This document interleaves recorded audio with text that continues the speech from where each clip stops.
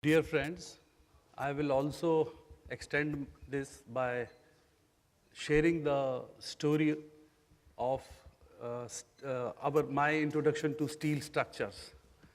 College के दिनों में जब आर्किटेक्चर में फॉर्म डिज़ाइन करते थे तो जनरली जब स्ट्रक्चर की बात आती थी तो ये होता था कि भाई ग्रिड में डिज़ाइन कर लो, 6 मीटर बाय 6 मीटर की ग्रिड लगा लो, पार्किंग के हिसाब से डिज़ाइन कर लो, बाईलॉज आ जाते थे, इतना नहीं कर सकते आगे, ऐसे तो फॉर्म बनती नहीं थी.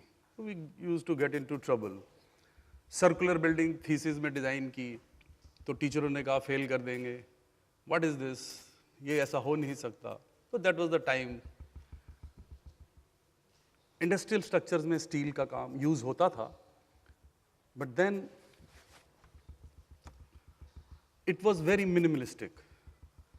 My introduction to steel structure was through Mies van der Rohe.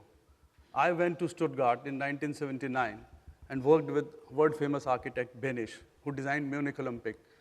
The first tensile structure was also designed by Benisch. Mies van der Rohe के जब डिज़ाइन देखे तो ग्लास के थ्रू लाइट का play and all these things, I was fascinated. So I thought of, well, steel structures karne hain. Now what happens when I came to India, the fear of cost for steel structure was there. Then the lack of knowledge, I must admit. Then the lack of expertise in construction industry was also there. So my first introduction with a big project was Tyagaraja Sports Complex. In 2006-07, this, in an indoor stadium, basically it is a shed. So it is the large span. So you have to handle it with steel structures only. This Tyagaraja Sports Complex was the first project where we used steel to get maximum in our design. These are certain advantages of steel, we all know. So now this building has got RCC roof, raft, and upper floors are in RCC. The final roof structure is in steel truss having 19 trusses. These are 110-meter long trusses, and they were constructed in 5 parts in Ropar and brought here to Delhi, and then welded and erected at the roof by the help of 2 cranes. 2 cranes simultaneously were working to get the erection done. But you see, as I am telling you, that basically an indoor stadium is a shed, and with the help of steel, the kind of cantilevers you get, the kind of spans you get, we got glass all around, we are able to achieve what we want, the shapes. These are certain more details about the project. It was one of the very environment-friendly building. It also got the IGBC Green Award, first stadium.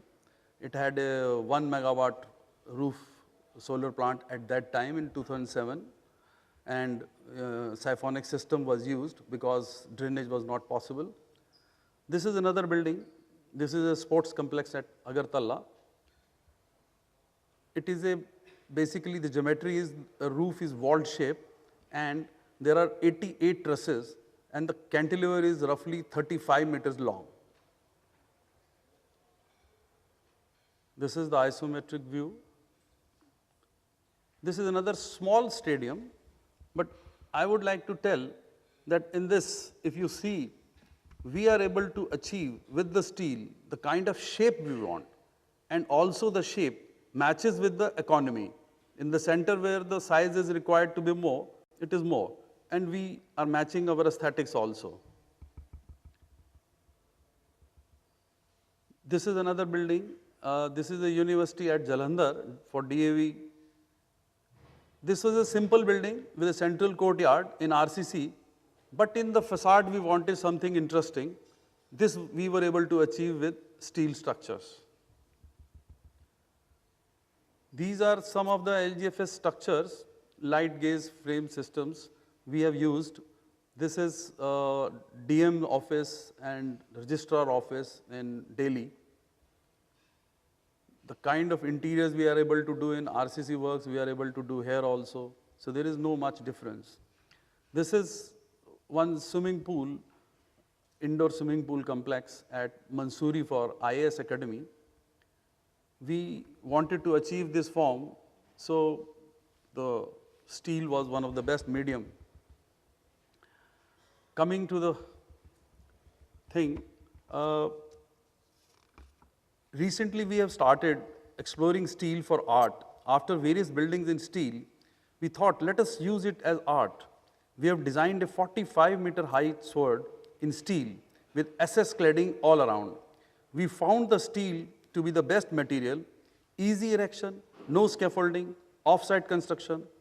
The 45-meter height sword has a 9-meter high bronze hilt. The hilt is made of bronze, the 9-meter, and the balance is in stainless steel. And at the backdrop, we are having the building of the museum, which is cladded with zinc.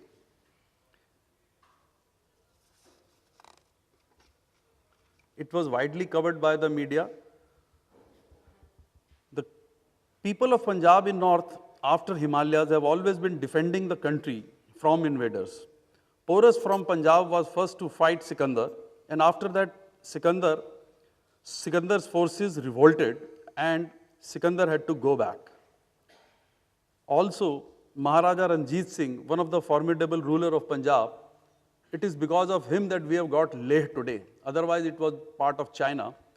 Also, in Ranjit Singh's time, the Afghanistan tribals, who were never controlled by Americans and Russians, were controlled by one famous general, Nalwa, where the women of the Afghanistan used to say, Nalwa is going to come, soja beta soja. So, Punjab has been a formidable force in north. Basically, we are peace-loving and emotional people. Chandragupta Maurya, one of the powerful emperor of his times, adopted Buddhism at the end of his life, but his famous Guru Chanakya always taught to be strong, as then only you can defend. If we are strong, we have got strength, then people will be, not scared, and there will be peace. His tactics in war are even taught in armed forces today. He made Ashoka the king, who became one of the strongest in his era, who sent his emissaries to far-flung areas like Japan, China, and Cambodia, etc., and spread the message of peace and love. That is the message, that sword is to defend and not to attack. We did a lot of research, and for the floral designs, we went to the Golden Temple also. There we took various samples of the swords being sold there. And one of the sword which was used by most of the common people, we chose, its proportions were chosen for the erection of the final sword. The floral patterns were taken from the Maharaja Ranjit Singh sword. The floral pattern on the sword are in brass. These are the various designs. At the top of the blade of the sword, there is an Indian flag showing the love and respect for our country and the sacrifices which have been made by the martyrs for our country. It would have soft LED lights inside which would glow in the night, highlighting the flag of the nation. The hilt. Now, the hilt is one of the very special designs. Till now, we were discussing about the Punjab.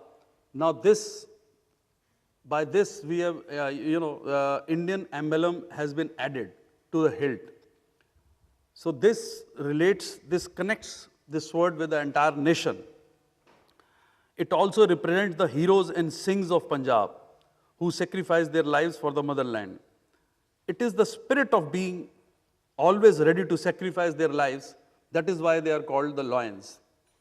And the Indian emblem is always there, which says strength, power, courage, and victory. This has been casted in the workshop of famous sculptor, Mr. Ram Sutar, the hilt part in bronze. The zeal continues with the Punjabi and the Sikh community being immensely participative in the post-independent national wars and being the highest in terms of productive efforts. This has not got to do with an endorsement of violence as much as an understanding that when there is no option in the face to dangers to national sovereignty, sword at times becomes the only possible way for safeguarding the defense of thousands of helpless, an understanding which goes even beyond martyrdom to the level of wisdom of sacrifice. A commonality of ideas enunciated through the trajectory of Sikh history between the two luminous endpoints, Guru Nanak Ji and Guru Gobind Ji. The main sword is erected by 25 mm MS plate, and over that 5 mm SS cladding has been done in 316L from Jindal. This is the base, and around that is the round pedestal which has been done in marble. That is a lotus-shaped marble at the base, and under that it is a water body also, and then the upper part starts. This is how the bronze hilt and internal structure, which is a hollow bronze hilt, and the internal structure on the steel goes up. And at the base, it is fixed with the bottom. The entire sword was constructed in 6 parts in Bombay and brought to Delhi, and after that, it was taken to Amritsar for erection. There was some trouble also, while doing the construction. Basically, what happened that the drawings mismatched a little in Bombay and Delhi, and then there was some corrections have to be done here, and finally at site when we went, we also found some problems, like you see on the left side, the base plate, the holes were not having the minimum distance required there. So we took a quick decision, and a shear lock was introduced in between. So the final corrections were done during the erection time only, and this is the sword coming. The orientation of the sword was kept as per the wind direction. It faces park otherwise, because it is near border. The structure was got approved from IIT Bombay. Thank you.